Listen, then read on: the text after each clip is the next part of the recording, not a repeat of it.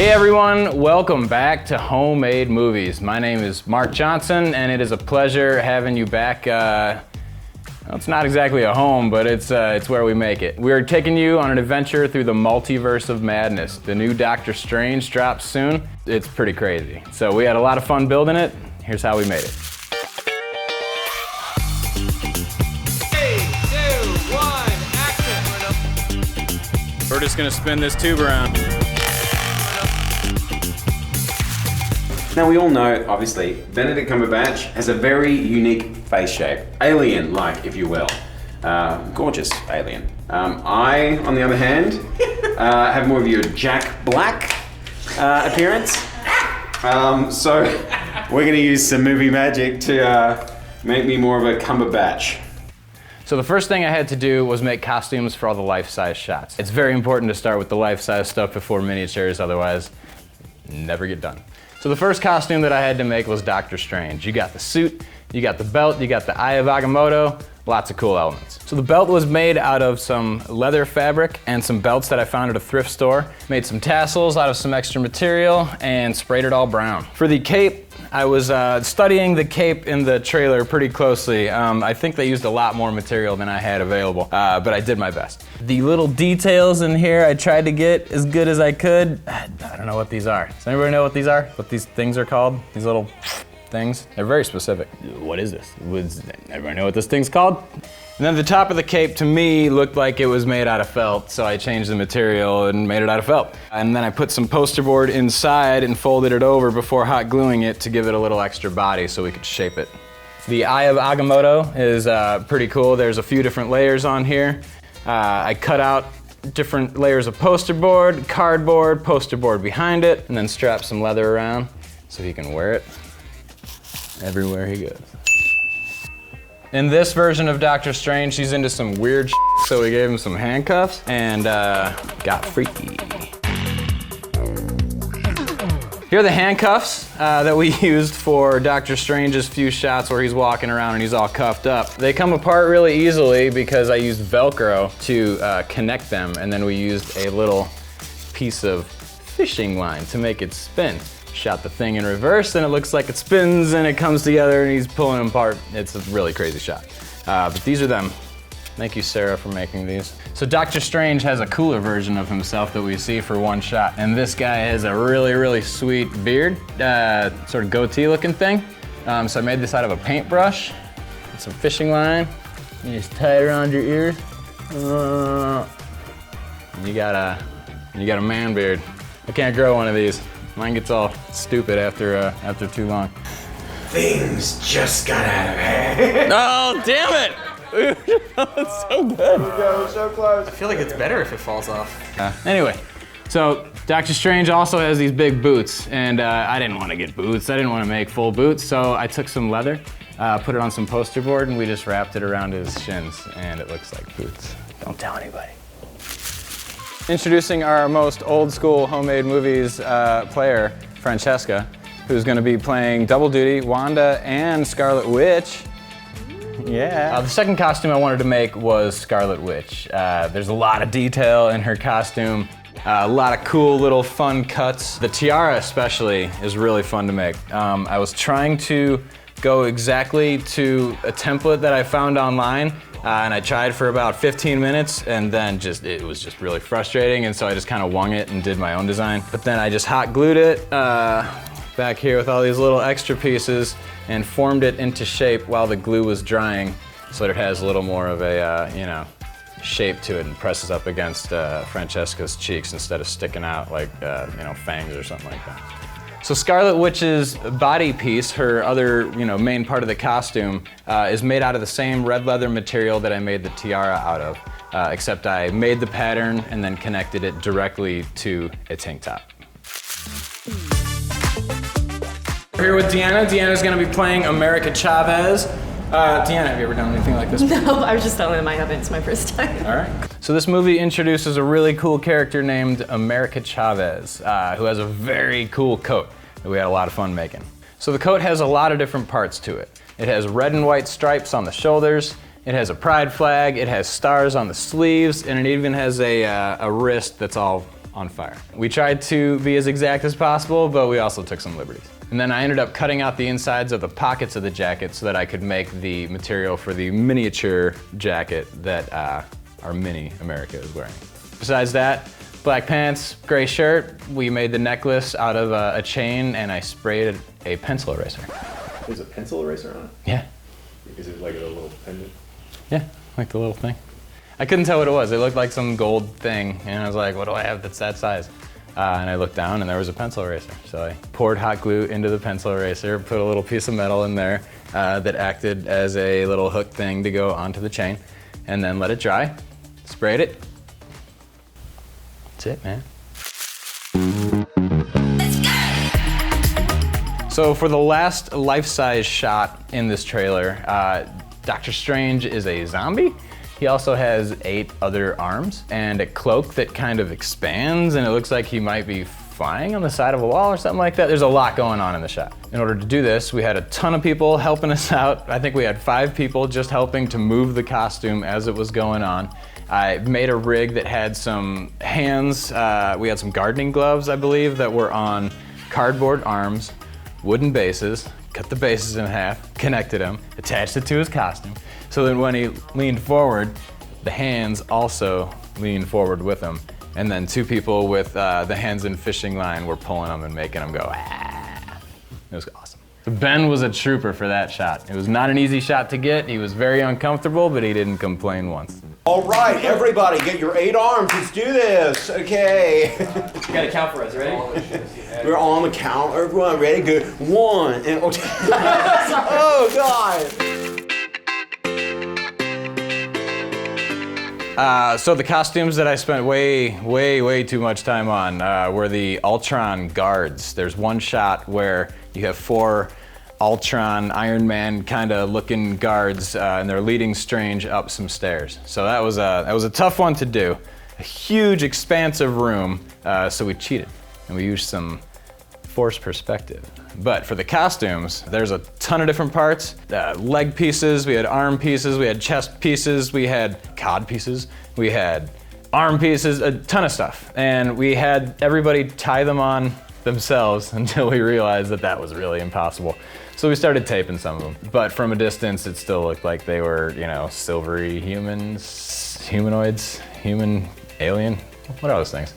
Yeah, we'll have to wait and see what they are in the movie. But we built them. It took me a whole freaking day, and it looks pretty good. The helmets were probably my favorite part. I got these generic face masks from an unknown fabric store. Joann's. And I cut out the eyes with a Dremel so that they're bigger. Cut off the nose so that I could put something directly down overhead. Made sure I covered its weird looking mouth. Look at that weird looking mouth. Hot glued some little ear things on there. And I really wanted to shine a light through there, but that would have meant that the human, you know, couldn't be in there because a light and a human would occupy the same space. You understand what I'm saying, right? So we just put some white material in there and called it a day. So we have a shot where there are archers arching. And to make the bows, I had to take Luan, which is the same material that I actually painted the flats on, that really thin wood. I threw it through a table saw, and we had 1.5-inch strips, and I just attached some fishing line from end to end. And from a distance, they kind of looked like bows and arrows, and they work. Nailed it. Whoa, So it's good. reverberating. In the weirdest shot, which is easily, I think, the one where Doctor Strange's face goes into the weird cubes. I think we're all on the same page there. I didn't know what to do. It was a real head scratcher. And everybody that I've talked to since has had a better idea than the one I came up with. But the one that I came up with was to take this mask and put a bunch of crazy crap on it, and then cut out some of the crazy crap to make the little cubes. I printed off the eyes from my printer and glued them on. I hope you can see the mouth in the shot. I'm not totally sure if that red, and then the hair sticking out of the top. And I think I succeeded in making something creepy, and that was half the battle. That's what I was going for. Creepy was definitely what I was going for. And I'm gonna go, yeah, like the world's going by them. There's so many big sets, big expansive, pieces of scenery in this movie. I bet you're wondering how'd you do that? I'm glad you asked. So one of our biggest sneaky tricks is called forced perspective. It's something we've used a ton on homemade movies in the past, and we certainly didn't skimp on it for this trailer. Forced perspective is when you take something small and you put it in front of the camera and make it look big. Have you ever seen the movie Elf? That's how they made him look big. We used this technique to make these giant sets appear like they're there, even though they're usually just made out of cardboard and poster board. So in the shot with the Ultron guards, they're coming up the stairs into a hallway. And this hallway, doesn't exist in the offices that we were shooting at. So I made them on a piece of cardboard about yay big, drew the lines, added a little guardrail with some wire, and we just put it right in front of the camera. The only thing is that you can't put people in front of those things because then you give away the illusion. So you have to do some interesting blocking, but it's a fun technique. It's hard to get it in focus, but it's fun to use. So in 2 different shots, we actually use forced perspective to create the illusion that there is a staircase behind a character. One time in a shot with Mordo, one time with a shot of Wanda, I believe. And these staircases, they don't exist. I just made them on 2-dimensional pieces of paper, and we shined some lights through and blocked the light that wasn't hitting where we wanted it to hit. It was that simple, and in both cases, I think it came out pretty well. In the shot with the archers, there's some massive pieces of scenery. There's a giant bell with some pillars behind Doctor Strange, and then there's a cauldron kind of thing with some fire in the foreground. So the cauldron I just made out of a candle. Added some foam pieces and some pillow filler, colored it red for the fire. And then right behind Doctor Strange, I added a 2-dimensional cardboard bell. It's only about yay big, but if it was, 50 yards behind him, it would be huge. There's a shot with Doctor Strange in a giant room, and way off in the distance is a chandelier. So we just drew what the chandelier looked like to us, and we put it a couple feet behind him. So for a lot of shots in homemade movies, what I like to do is just squint and look really hard at just what shapes you can see when you're squinting. And a lot of those times, in the background, you have things that are like, doorways, archways, things like that you can just create with the use of a cookie. And just shine some light in a very specific, kind of stencil onto that wall, and it'll look like whatever you want it to.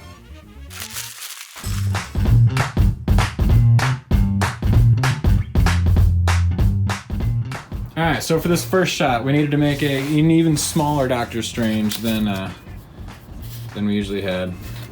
Stick him in there. The building is in the background. We fogged it up. Just made these doors out of cardboard. Get handles on them. Somebody opens these, goes in through another layer. So for the teacup break, I brought a teacup home and immediately dropped it on the ground. And so it's pre-broke, which is nice. Now we know it'll broke. We got all these archers and all these people in robes and stuff, and the explosion's gonna happen right over by this bell pagoda out of the ground. We're using a little, what is that, a baby bottle? Mm-hmm. Baby bottle? As a bell. With 3, action! We have America suspended from some braids held by Alex and Sarah. We got the little star warp behind her. Just made us some mesh. We ain't meshing around. And then for the foreground element, I wrapped up a guitar handle or whatever the hell you call this thing. We're just gonna have it like that. Okay, so for this shot number 8, we have Sarah and Alex holding ropes, holding our little America doll. The face is made of some bandages that we were just shining a light through the back and blowing some smoke. I got a drumstick here, and it's connected to the little snaky tripod thing that I have, 2 dollar store clips, and as long as I point the drumstick directly at the camera lens, I think we're pretty good to assume that me spinning it will keep the camera lens fairly centered.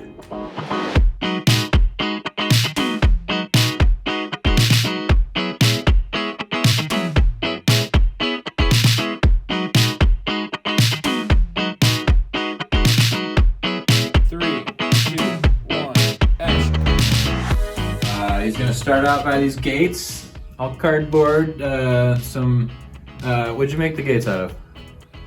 Wooden dowels. Wooden dowels, there you go. So, we're gonna start here on the face, and then he looks at the city and goes, oh no! And here's the city. It's just a pretty basic skyline, but then all these buildings are exploding. We're using the same sort of exploding technique as the last time, just using the corrugations from cardboard. And spraying them again, making them look really cool, aging them, making them look metallic, making them look crazy, making them look exploding.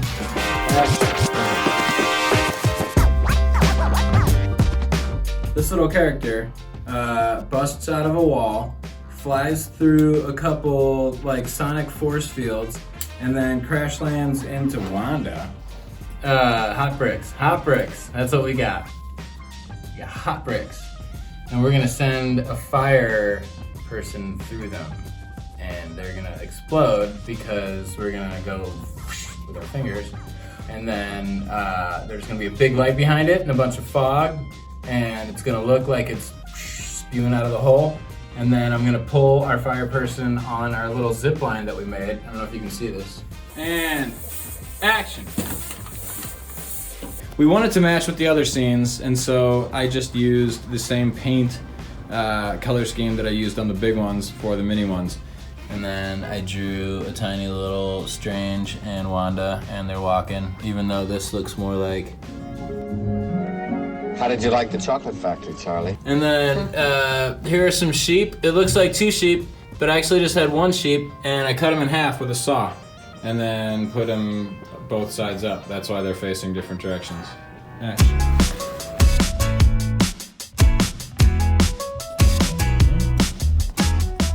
We have a big overhead shot of the temple area, I think it's called. It was just way too big to build in like miniature form, so I kind of drew a picture of it. A little rudimentary, we'll say a 7th grade picture of it. And I drew the shadows, I drew all the places where it was supposed to be dark. All the little people have the little lines that come from them. So instead of trying to recreate those, we just drew them right on the thing.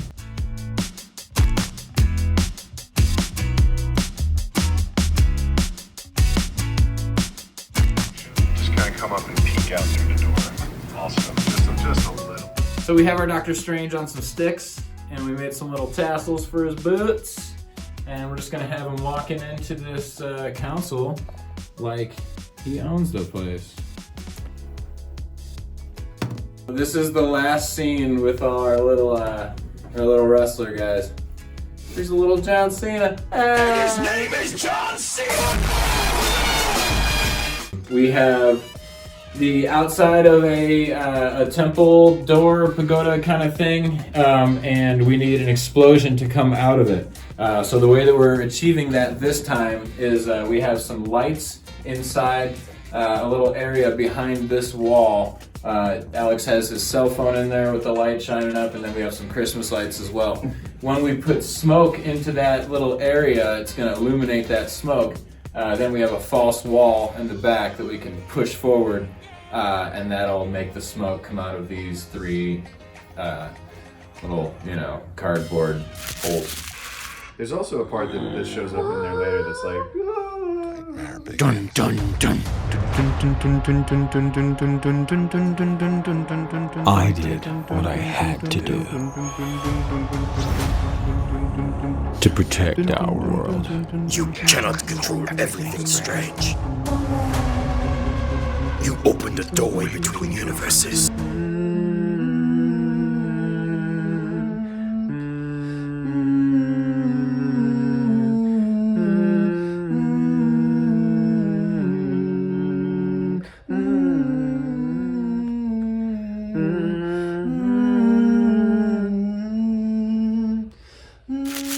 So that's pretty much how we did it.